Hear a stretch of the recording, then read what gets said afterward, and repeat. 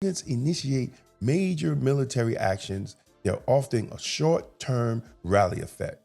The people unite around the flag, but if the conflict drags on, and if the casualties rises, and if oil surges and markets drops, the public opinion is going to change really quickly on Trump and this war. This is the Publisher's Desk with Damon K. Jones, brought to you by Black Westchester Magazine. Peace and blessings, everybody. This is Damon K. Jones here, and welcome to another edition of the Publisher's Desk, powered by Black Westchester Magazine and blackwestchester.com.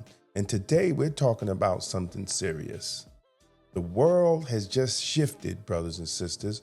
President Donald Trump just announced that the United States has begun a major combat operations inside Iran. A short time ago, the United States military began major combat operations in Iran. Our objective is to defend the American people by eliminating imminent threats from the Iranian regime, a vicious group of very hard, terrible people. Its menacing activities directly endanger the United States, our troops, our bases overseas, and our allies throughout the world. For 47 years, the Iranian regime has chanted death to America and waged an unending campaign of bloodshed and mass murder, targeting the United States, our troops, and the innocent people in many, many countries.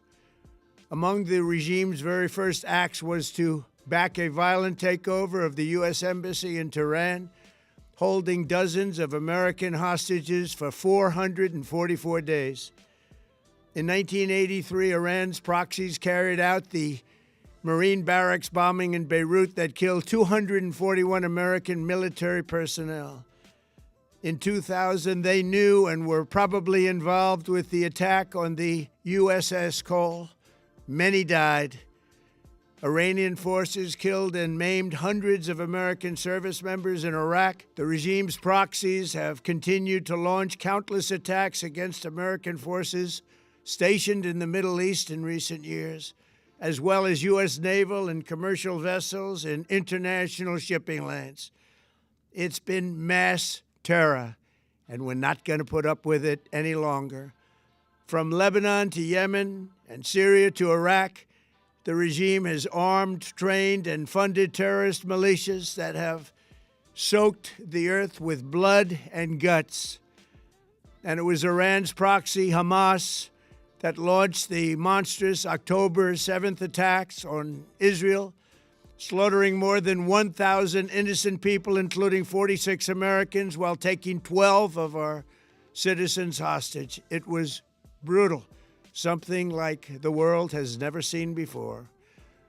Iran is the world's #1 state sponsor of terror and just recently killed tens of thousands of its own citizens on the street as they protested. It has always been the policy of the United States, in particular, my administration, that this terrorist regime can never have a nuclear weapon. I'll say it again, they can never have a nuclear weapon. That is why in Operation Midnight Hammer last June, we obliterated the regime's nuclear program at Fordow, Natanz, and Isfahan. After that attack, we warned them never to resume their malicious pursuit of nuclear weapons, and we sought repeatedly to make a deal. We tried. They wanted to do it. They didn't want to do it. Again, they wanted to do it. They didn't want to do it. They didn't know what was happening. They just wanted to practice evil. But Iran refused, just as it has for decades and decades. They've rejected every opportunity to renounce their nuclear ambitions, and we can't take it anymore. Instead, they attempted to rebuild their nuclear program and to continue developing long-range missiles that can now threaten our very good friends and allies in Europe, our troops stationed overseas, and could soon reach the American homeland. Just imagine how emboldened this regime would be if they ever had, and actually were armed with, nuclear weapons as a means to deliver their message. For these reasons, the United States military is undertaking a massive and ongoing operation to prevent this very wicked, radical dictatorship from threatening America and our core national security interests. We are going to destroy their missiles and raise their missile industry to the ground. It will be totally, again, obliterated. We're going to annihilate their Navy. We're going to ensure that the region's terrorist proxies can no longer destabilize the region or the world and attack our forces and no longer use their IEDs or roadside bombs, as they are sometimes called, to so gravely wound and kill thousands and thousands of people, including many Americans. And we will ensure that Iran does not obtain a nuclear weapon. It's a very simple message. They will never have a nuclear weapon. This regime will soon learn that no one should challenge the strength and might of the United States Armed Forces. I built and rebuilt our military in my first administration, and there is no military on earth even close to its power, strength, or sophistication. My administration has taken every possible step to minimize the risk to U.S. personnel in the region. Even so, and I do not make this statement lightly, the Iranian regime seeks to kill. The lives of courageous American heroes may be lost, and we may have casualties. That often happens in war. But we're doing this not for now. We're doing this for the future, and it is a noble mission. We pray for every service member as they selflessly risk their lives to ensure that Americans and our children will never be threatened by a nuclear-armed Iran. We ask God to protect all of our heroes in harm's way, and we trust that, with his help, the men and women of the armed forces will prevail. We have the greatest in the world, and they will prevail. To the members of the Islamic Revolutionary Guard, the armed forces, and all of the police, I say tonight that you must lay down your weapons and have complete immunity, or, in the alternative, face certain death. So, lay down your arms. You will be treated fairly with total immunity, or you will face certain death. Finally, to the great proud people of Iran, I say tonight that the hour of your freedom is at hand. Stay sheltered. Don't leave your home. It's very dangerous outside. Bombs will be dropping everywhere. When we are finished, take over your government. It will be yours to take. This will be probably your only chance for generations.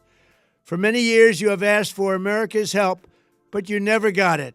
No president was willing to do what I am willing to do tonight. Now you have a president who is giving you what you want. So let's see how you respond. America is backing you with overwhelming strength and devastating force. Now is the time to seize control of your destiny and to unleash the prosperous and glorious future that is close within your reach. This is the moment for action. Do not let it pass. May God bless the brave men and women of America's armed forces. May God bless the United States of America. May God bless you all. Thank you.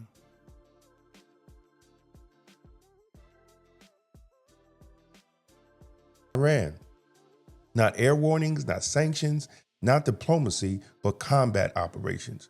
The question is not how you feel about Trump at this point. The question is, what does this mean for America? And what does it mean for us? In his address, Trump said the objective was simple: eliminate imminent threats and ensure Iran never obtains nuclear weapons. He cited decades of hostility, the 1979 hostage crisis, the Marine barracks bombing in Beirut, the Iranian-backed militias targeting U.S. troops, support from Hamas, and continued missile development. He repeated it clearly: Iran will never have a nuclear weapon. He also issued a warning: lay down your weapons or face destruction. And then he did something bigger, brothers and sisters. He directly called on the Iranian people to take over their government. That's not a deterrence. That's regime change. From the microphone, regime change. Now let's slow it down a little bit. Iran is not a small regional player. Let's get this straight. They control influence across Lebanon, Syria, Iraq, and Yemen. They sit along the Strait of Hormuz, one of the most important oil shipping lanes in the world. If that route is disrupted, oil prices spike. When oil prices spike, gas prices spike. When gas prices spike, inflation rises. That hits working class families first. This isn't abstract geopolitics, brothers and sisters. This touches groceries, transportation, and everyday costs. And let's be clear, American troops across the region are immediately targets. Now, that's a reality that America has to face. Historically, when presidents initiate major military actions, they're often a short-term rally effect. The people unite around the flag, but if the conflict drags on, and if the casualties rises, and if oil surges and markets drops, the public opinion is going to change really quickly on Trump and this war. If the operation is swift and contained, Trump strengthens his commander-in-chief image. If it expands into regional war, the political and economic costs grow.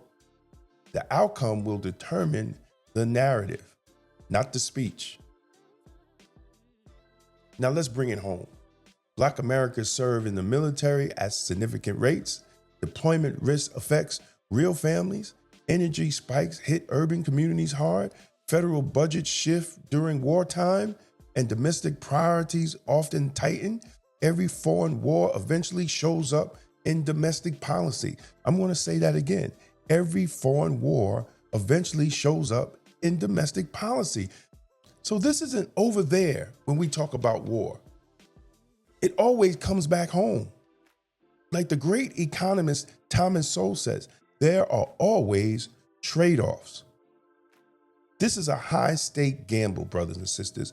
If the nuclear threat capability is permanently neutralized, it will be framed as decisive strength. If it expands, history will judge it different. The real question is simple. Does this stabilize the region, or will it ignite in something else? See, we will be watching here at Black Westchester, but we won't be watching with emotions. We won't be watching with party lines. We'll be watching strictly for outcomes. So stay tuned, like, share Black Westchester magazine, go to blackwestchester.com. So stay tuned, like, share, and go to Black Westchester magazine at blackwestchester.com. It's the news with the Black point of view. And as always, stay safe, stay blessed, and stay Blacktastic. Peace out. If you're serious about political clarity and independent thinking, this is for you. The Political Thought Bundle includes 3 full books, all personally singling. Democrats and Republicans, The Ultimate Gangbangers, breaks down how the two-party system operates like a legalized street war for power. Emotional Politics, Logical Failure exposes how emotion has replaced strategy in Black political engagement. Tolerance is for Cowards lays out a blueprint for extended policing and community-led public safety rooted in outcomes rather than slogans. 3 signed books. One bundle, $60. That's a $75 value. And you're getting signed copies included. This isn't left versus right. It's results versus rhetoric. Go to twosteppublishing.com and secure your signed Political Thought Bundle today. It's going to be Blacktastic.